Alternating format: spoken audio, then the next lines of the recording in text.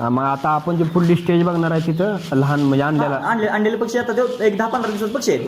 बरं बरं आता ती आपण पुढची स्टेज बघूया. तर देशी कोंबडी पालनातला ही पहिली स्टेज आहे. तर आपण यांच्याकडून अजून जाणून घेऊया की ही स्टेज जी आहे त्याच्याविषयी माहिती. तर आता ही जी स्टेज आहे ती पहिली कोंबडी आहे ना.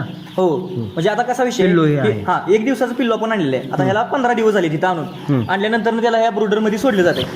ओके. याच्यामध्ये कसं असतं तिथं ह्या राऊंड मध्ये सुरुवातीला आणल्यानंतर खाली तूस हातरले जाते. तूस म्हणजे मी तुम्हाला मागाशी सांगितलं भातकोंडा वगैरे ते हातरले जाते. त्याच्यावरती पेपर हातरले जाते आणि ते पेपरवरती सुरुवातीला 1-5 दिवस तो पक्षी आणल्यानंतर चिक्स ठेवले जाते.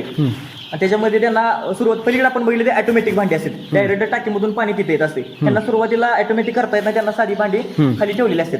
खाली त्याचं नियोजन यांचं असं असते. आणि 5 दिवस झाले की त्यांचा वरचा पेपर काढून फक्त डायरेक्ट तुशीवर पिल्ली सोडली जाते. बरं आता ह्यांना खाद्याचं कसं नियोजन असतं, किती देतात, प्रमाण काय असतं? 15 दिवसापर्यंत त्यांना प्री स्टार्टर म्हणून खाद्य वापरलं जाते. 1000 पक्षीच्या बॅचला 15 दिवसापर्यंत 3 पोती जाते. 1000 बॅच. 1000 पक्षीला. बरं